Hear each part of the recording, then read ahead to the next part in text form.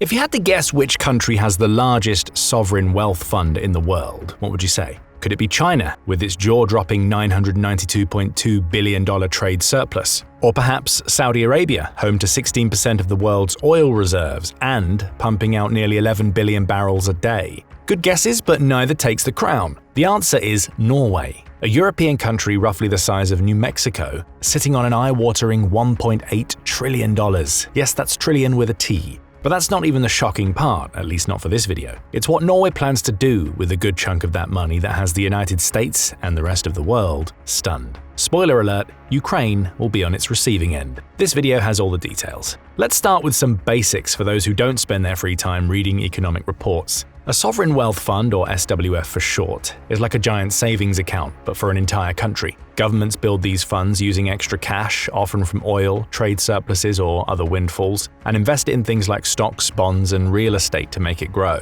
But if you think all sovereign funds are created equal, think again. Norway's fund is on a whole other level. As mentioned, this fund, officially called the Government Pension Fund Global, is the largest in the world, and it is so by a margin. At the time of this video, this fund is worth around 20,000 billion Norwegian kroner. That's $1.8 trillion. For comparison, here are values of 4 other funds in the top 5 in the world. The China Investment Corporation, China's largest sovereign wealth fund, is worth $1.33 trillion.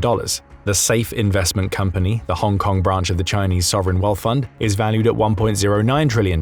The Abu Dhabi Investment Authority is worth $1.06 trillion. And the Kuwait Investment Authority is valued at $1.03 trillion. As you can see, Norway's Sovereign Wealth Fund is in a league of its own. But where is all this money coming from? The 2024 value can be broken down as follows: $1.02 trillion from returns on investments, $469 billion from net inflows, and $326 billion from currency. More specifically, most of the money comes from equities, with Norway holding stakes in around 9,000 companies worldwide. On average, it owns 1.5% of all publicly listed companies, which means when global markets thrive, so does Norway's fortune. Then there are bonds, essentially loans to governments and corporations that generate steady returns. Add to that real estate, as Norway owns prime office buildings, retail spaces, and logistics hubs in top global cities. And finally, there's renewable energy infrastructure, with the fund pouring money into wind and solar projects as a long-term bet on sustainability. The best part? Norway's SWF is carefully designed to keep growing. Unlike many other countries, it invests only outside Norway to prevent its own economy from overheating. That means while global markets fluctuate, Norway spreads its risk across multiple industries and regions. And so far, this strategy has worked brilliantly.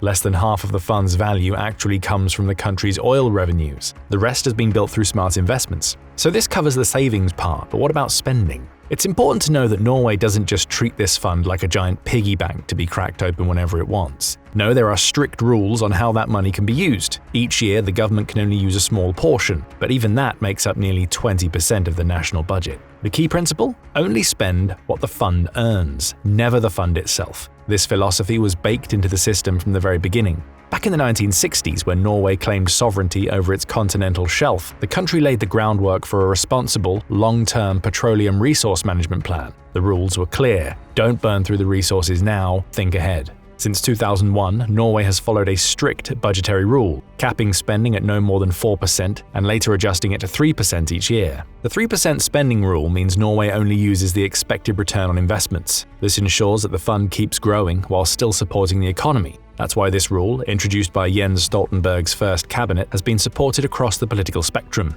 But here's where it gets even smarter. Norway adjusts spending based on economic conditions. In tough times, it can dip into the fund a little more. When things are stable, it pulls back. This long-term approach ensures that future generations aren't left with empty pockets. However, the term tough times can't even begin to describe what's happening in Europe at the moment. After all, the continent is currently facing the largest conventional war since World War II, a war that could easily spread far beyond Ukraine where it first started. That's why Norway is now considering tapping into its sovereign wealth fund to dramatically increase its support for Ukraine. With an astonishing $1.8 trillion in this fund, Norway is in a rare position. It has the money to actually make a difference, and unlike many other nations, Norway can act quickly. As Guri Melby, a member of the Norwegian Parliament and Liberal Party leader, pointed out, Norway is one of the few countries that has large amounts of money readily available, and we must therefore multiply our support for Ukraine immediately. And this seems to be a bipartisan issue in the country. Norway's former Conservative Prime Minister Erna Solberg echoed Melby's urgency, saying that Norway's support should be increased significantly and fast.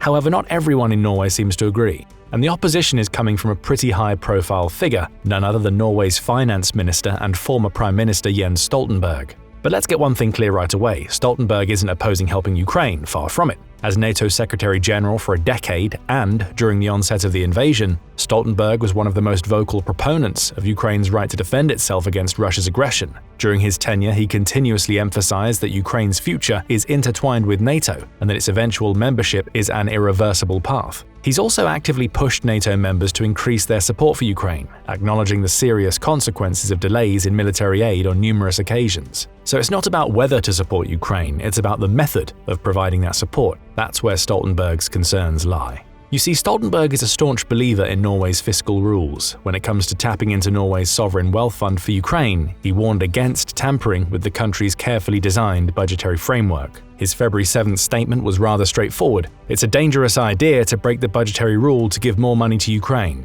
For Stoltenberg, the budgetary rule was put in place because Norway's incomes fluctuate. They are high in times of crisis and can be very low otherwise, he explained. This rule has allowed Norway to maintain its long-term economic stability while avoiding the risk of burning through its resources too quickly. However, Stoltenberg made sure to also remind the world that he's all for increasing support to Ukraine. As he addressed the dangers of breaking the budgetary rule, he also said that he was pleased that the Nansen program received a significant boost right before Christmas 2024. For context, the Nansen support program for Ukraine, named after Norwegian humanitarian and Nobel Peace Prize laureate Fridtjof Nansen, is one of the key vehicles through which Norway provides both civilian and military aid to Ukraine. This cross-party program, initially launched with a budget of roughly $12.4 billion for the period from 2023 to 30, represents a significant commitment from Norway in the face of the ongoing war. Now, Norway is further increasing its support, with the Storting approving an additional 50 billion kroner, around $4.46 billion for Ukraine in 2025. In 2024 alone, around $2.49 billion was allocated to Ukraine through this program, with $918 million designated for civilian and humanitarian support and $1.56 billion for military aid. This breakdown ensures that the support is comprehensive, addressing both Ukraine's immediate defense needs as well as its humanitarian crisis. At first, these numbers sound impressive, but then you remember the figure we started this video with, $1.8 trillion. Norway seems to remember it as well, which is why Melby is urging Stoltenberg to rethink his approach to using the country's SWF to help Ukraine. She believes the country can and should do more for Ukraine, despite the risks to the fiscal rules. If the government continues to settle at the current level, it's making a conscious effort to put Norway in the middle tier of countries, Melby warned. She insists that as finance minister, Stoltenberg has the opportunity and the responsibility to push for more, especially now that he's seen the urgency of the situation. But why the urgency? After all, Norway has had such a valuable SWF during all 3 years of the Russian invasion. So why is there now a growing push to dig deeper into the fund and significantly increase support for Ukraine? What has changed in the geopolitical landscape that makes this moment different from before? Well, let's just say there's been a seismic shift, a transformation in global dynamics that's so big it might just be hard to believe, and the ripple effects are being felt everywhere, even in the halls of power in Oslo. Let's break it all down. We'll start with the event that triggered the urgency behind Norway's rethinking of the fund use: the bitter clash that unfolded in the White House between Ukrainian President Volodymyr Zelensky and US President Donald Trump. It was a confrontation that revealed not just personal animosities, but a larger, more alarming shift in the geopolitics surrounding Ukraine. In what was supposed to be a relatively routine meeting, the two prominent leaders quickly found themselves in a heated exchange. Zelensky, having long been a staunch advocate for holding firm against Russian aggression, pushed back on Trump's softer stance toward Russian President Vladimir Putin. Meanwhile, Trump, ever the deal-maker, pushed for a quick resolution to the war, dismissing the prolonged conflict as a drain on resources. But this wasn't just a diplomatic disagreement, it was a turning point that exposed a broader issue. Trump was openly advocating for improved ties with Putin, pushing for a peace deal that would favor Russia. And any deal that favors Russia can only mean one thing: Ukraine can bid its territory, security, and possibly even sovereignty farewell. Though Trump didn't go as far as to discuss these potential outcomes, he did call Zelensky a dictator without elections, showing that his alignment with Putin might have already progressed more than anyone was aware. This wasn't just a contrast to the steadfast support Ukraine had received from the Biden administration, it was openly and clearly switching sides.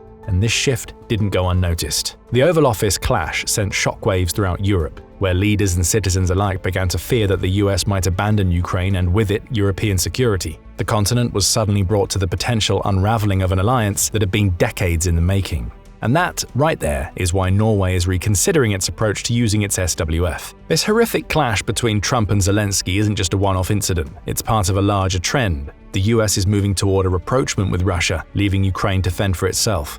As things stand, Ukraine has already been effectively abandoned by the US. After years of promises, the country is suddenly pulling the rug from under its ally, a nation fighting for its very survival, sacrificing over 43,000 soldiers and losing nearly 370,000 to wounds. Why do we say that? Because as of early March, Trump has officially suspended military aid to Ukraine. More than $1 billion in weapons and ammunition that was already approved is now halted.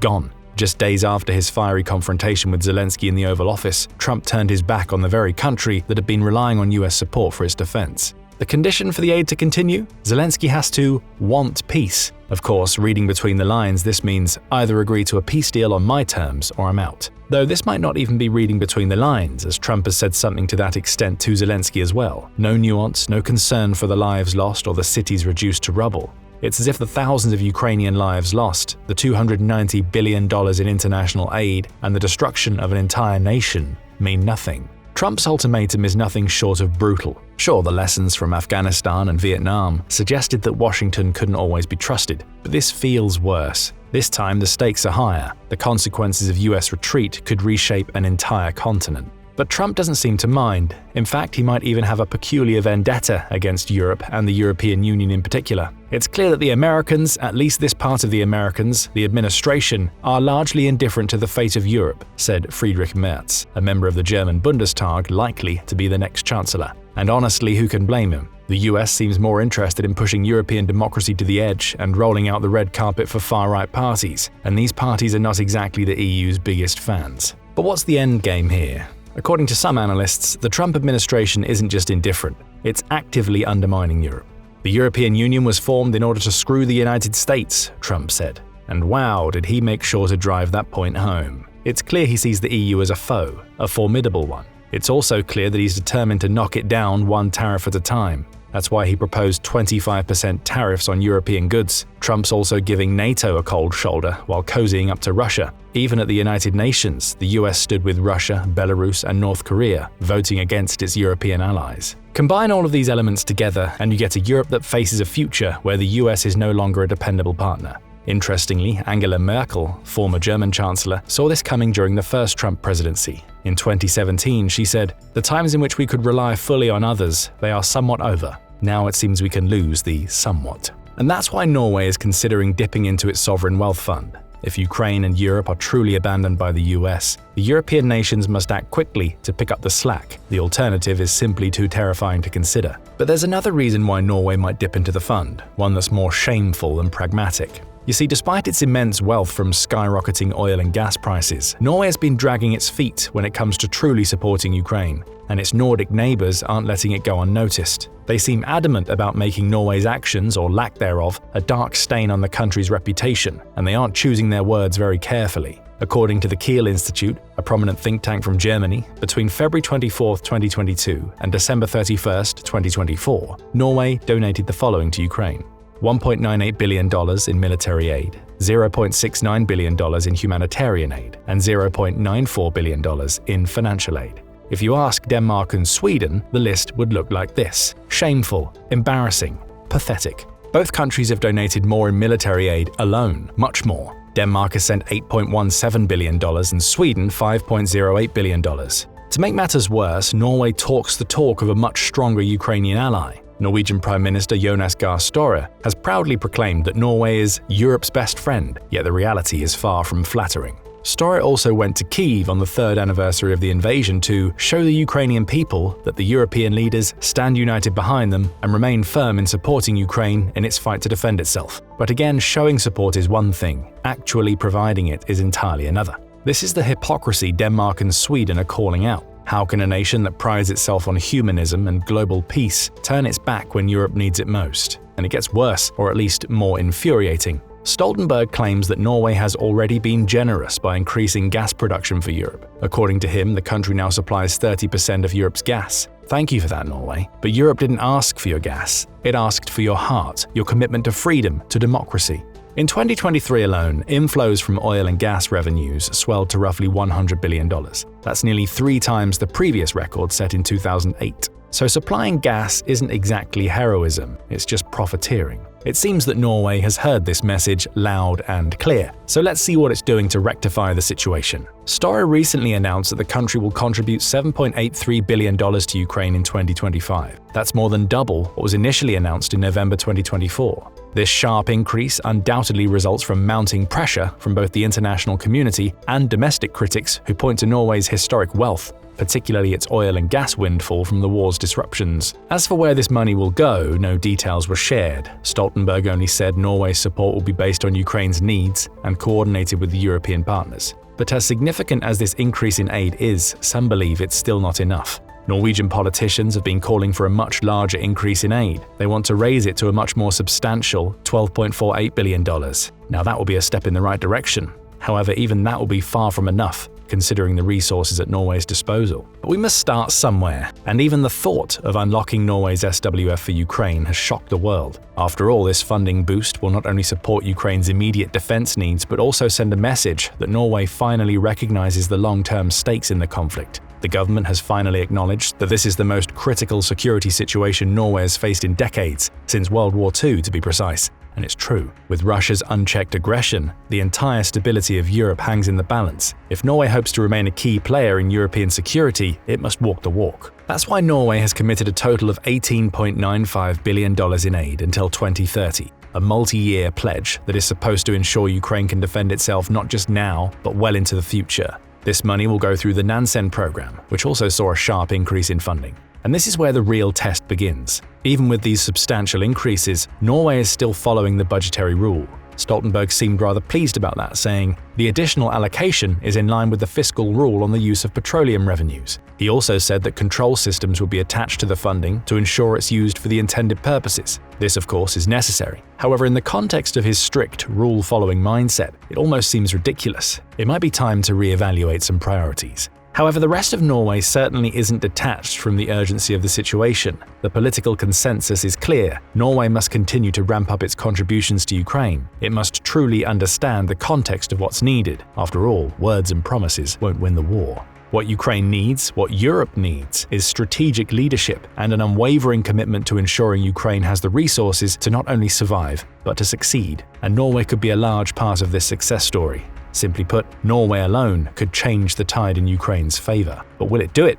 What do you think? Will the budgetary rule remain more important than the lives lost in Ukraine? Or will Norway truly step up and protect not just Ukraine, but the entirety of Europe? Let us know your thoughts in the comments section below.